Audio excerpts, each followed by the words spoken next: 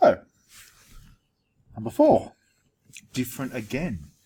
We've moved from the two reasonably sort of distant descriptive ones to that second person, and now we have third person. His soul stretched tight across the skies. Wow, okay. This is unexpected considering the imagery we've had previous to this. However, if we align it like we are doing with something like proof rock, you have that image in proof rock as well, don't you? You have your patient etherized, and the evening sky is likened to that, or other way around. His soul stretched tight across the skies that fade behind a city block.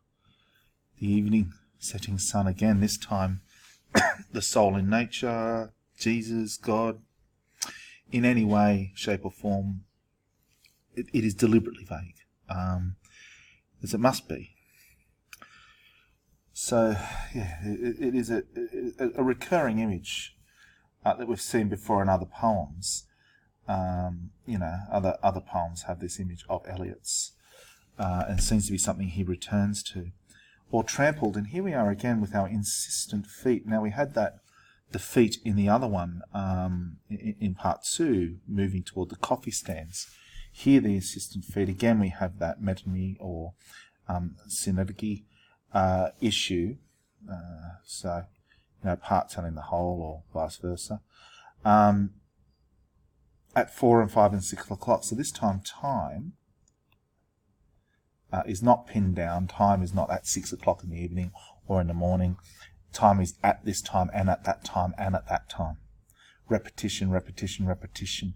The trampling of insistent feet seems to be prolonged, at least in this particular passage. We can't assume, though you may, that he could go on at 4 and 5 and 6 and 7 and 8 and 9 and 10. He doesn't do this. But the one thing we do know is it's prolonged from the previous. Short, square fingers stuffing pipes and evening newspapers. Again, we have routine. Short, square fingers. That's interesting. Are they worn down from work? Are they roughened from manual labour? Potentially. And eyes are short of certain certainties. At least the certain certainties in the evening newspapers. Is he being ironic? Is he being comic? Again, possibly, but of course, there are certain things that will happen. Pipes must be stuffed full of tobacco. Newspapers must be read. The conscience of a blackened street, impatient to assume the world. Here we have our industrial horror again. The street maid turns in personification.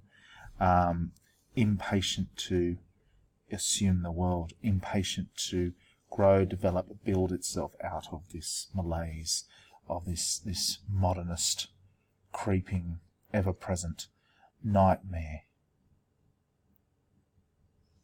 Then the poet steps outside of this and kind of creates a summary, perhaps of all 4 preludes, perhaps just of this one. I am moved by fancies that are curled around these images and cling, the notion of some, and this is this rather famous, infinitely gentle, infinitely suffering thing. The word thing, again, leaves us with a certain vagueness to it. Gentle and suffering immediately pulls out our, empathy. But who is it? Is it the human soul? Is it a cat?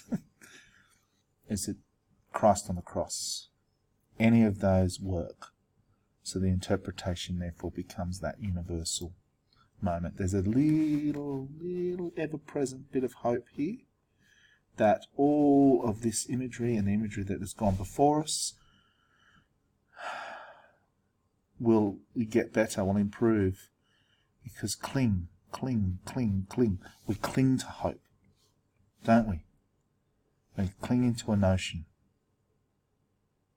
that there will be some kind of rescue, perhaps in that messianic way, in that Christ-like way, to remove our suffering. Remember, Eliot later in his life became far more religious than he was earlier in his life, and this is a salvation kind of idea.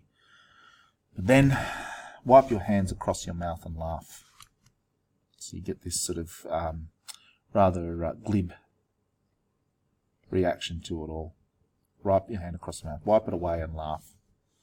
The worlds revolve like ancient women, gathering fuel in vacant lots.